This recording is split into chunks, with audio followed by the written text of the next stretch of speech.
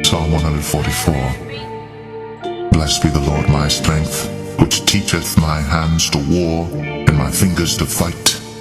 My goodness, and my fortress, my high tower, and my deliverer, my shield, and he in whom I trust, who subdueth my people under me. And Saul armed David with his armor, and he put an helmet of brass upon his head. Also he armed him with a coat of mail. And David girded his sword upon his armor, and he essayed to go, for he had not proved it. And David said unto Saul, I cannot go with these, for I have not proved them. And David put them off him.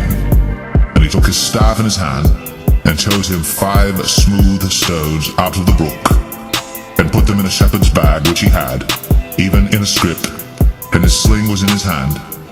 And he drew near to the Philistine. And the Philistine came on and drew near unto David, and the man that bare the shield went before him.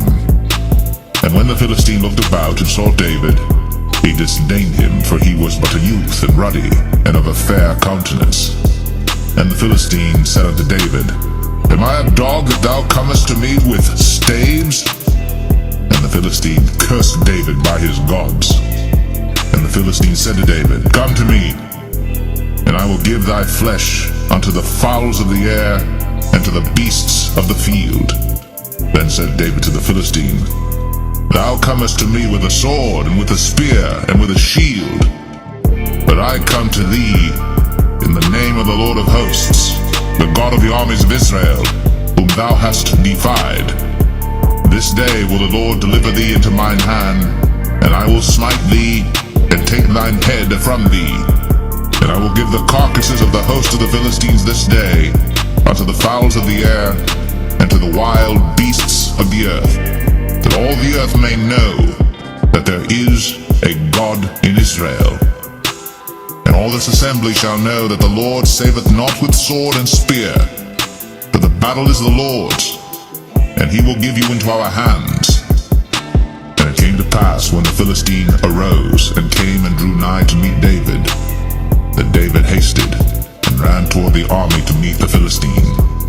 And David put his hand in his bag, and took thence a stone, and slang it, and smote the Philistine in his forehead, that the stone sunk into his forehead, and he fell upon his face to the earth. So David prevailed over the Philistine with a sling and with a stone, and smote the Philistine, and slew him. But there was no sword in the hand of David. Therefore David ran, and stood upon the Philistine, and took his sword, and drew it out of the sheath thereof, and slew him, and cut off his head therewith. And when the Philistines saw their champion was dead, they fled.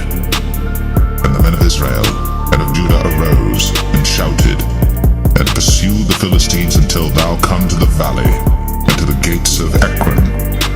And the wounded of the Philistines fell down by the way to Sharaim, even unto Gath and unto Ekron.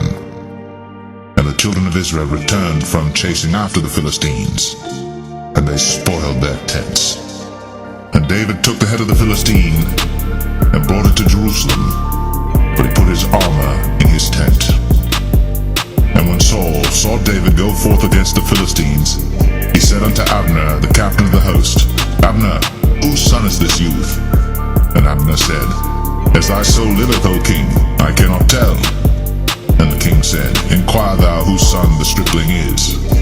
And as David returned from the slaughter of the Philistine, Abner took him, and brought him before Saul with the head of the Philistine in his hand. And Saul said to him, Whose son art thou, thou young man? And David answered, I am the son of thy servant Jesse, the Bethlehemite. In that day shall the Lord defend the inhabitants of Jerusalem, and he that is feeble among them at that day shall be as David, and the house of David shall be as God, as the angel of the Lord before them.